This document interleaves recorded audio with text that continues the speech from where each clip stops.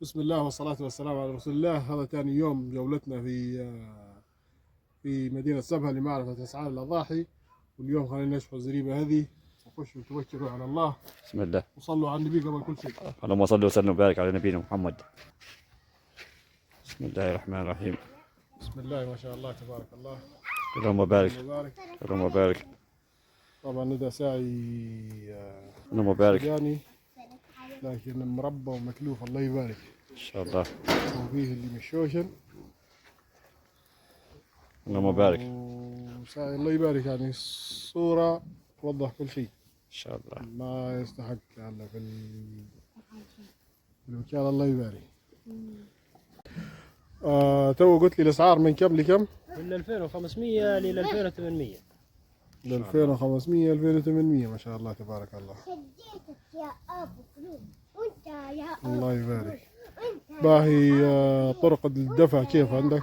التحويل على المصرف التجاري. معناته اي شخص عنده حساب في مصرف التجاري يقدر يحول لك على حساب ديريكت عن طريق طول في اي وقت ما عندهاش اي مشكله. ايه عن طريق التطبيق يحول لك ويستلم ضحيته. باهي هذه كويسه ميزه 100%. واي شخص بدي لي شيك مصدق ما عندي مشكله يعني.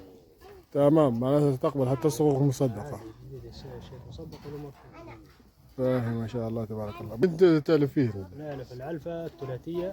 العلفه الثلاثيه والخرطان. شعير قمح ذره. ما شاء الله تبارك الله. طبعا ماكلتها الساعي ذا كلها ماكلتها اللي هي العلفة الثلاثية، شعير وقمح وذرة.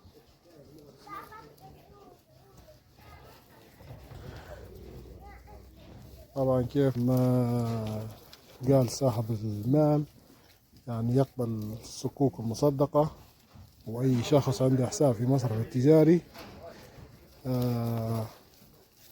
عن طريق التحويل. طبعا الأسعار من 2500 ل 2800. إن شاء الله ربي يبارك له في رزقه، وإن شاء الله ربي يفرج عليه كل المسلمين، وإن شاء الله الكل يعيد. وبارك الله فيك. تو الناس كل منهم يشفى فيه الأسعار هذه ل 2000 و 2800 ل 2000 و 3000 يسمى بأسعار خيالية ومستغلينها. ليش؟ شو سبب ارتفاع الأسعار هيك بشكل عجيب يعني؟ اولا ارتفاع الاسعار في سعر العلفه القنطار شكاره ب 105. شكارة الوحدة؟ شكاره الوحده ب 105 دينار. هي في شكارة كم فيها كيلو؟ 50 كيلو. 50 كيلو معناته يعني القنطار ب 210. 210 يعني في اليوم انا نوكل نكلف فيك نوكل في 6 شكاير علفه. 3 قنطار 6 شكاير يوميا تاكل فيها، تاكل في 12 بالة خرطان، 6 الصبح 6 العشيه، ومرات يوم نعطي ويوم لا في الخرطان. كاني مرات اعطيتها الصبح العشيه نجي نلقى عندها مناطق. والخرطان عليه كم البال؟ عليه حسب، واخذ ب 12 واخذ ب 13 واخذ ب 14، اخر مره منزله ب 14. ها هو ما له شهر. هو مش مفروض الصيف يقولوا ينزل الخرطان؟ ما في سحب عليه في الساحل والشرق هذه ما باش ينزل. السعر ثابت. معناته التصدير اللي يصدروا فيه وانا للخرطان. تو من رمضان منزل 2000 بالة. 2000 بالة شوف منزل عليه 13 وتو منزل ب 14.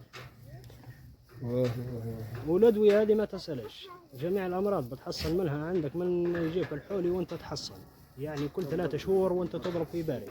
يعني تشتري شيشتين، الشيشه تلقاها ب 150 مرات، ومرات تاخذها ب 200، وكانك موصي عليه الدواء من برا ومن جهه مصرات الدنيا بيكلفك قريب 2000 ولا 3000 كل 3 شهور.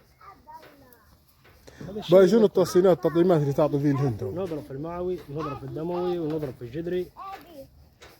معوي ودموي وجدري. التهاب رئوي. إيه. والدموي والجدري والفوميك والرئوي. هذين اهم الادويه. هن عندك المعوي والدموي والرئوي، هذين اهم الادويه في الشاة في صحتها.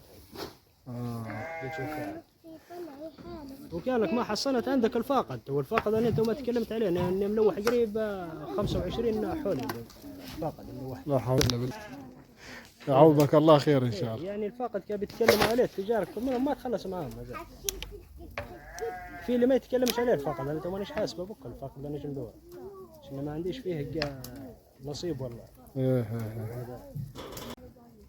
تسلم يا طيب، كبر تسلم. الله مقداركم ان شاء الله، منورين سبها انتم. بارك الله فيك. والله احنا لها الغايه والغرض كلها ان شنو من خيرة شبابها. نعطوا للناس يفهموا الاسعار بالضبط ويفهموا وضعيه السوق وشنو اسباب الغلاء اللي يحكوا عنه، لان تو المواطن ما يعرف ان صاحب السعي والمالك شو اللي بيصارفه وشو اللي داير. والله العامل ما حسبته بكره، اعطيتك انا اسعار اللي هي لها هي شخصيا. معناتها هذه معناتها في مازال في مصاريف ما اضافيه. برداش العامل بكره. مصاريفها هي في حد ذاتها. طبعا السعي هذا في حي الفاتح ورا مصنع نمار. اللي بيسأل على الموقع، مصنع نمار المية متاع الحي.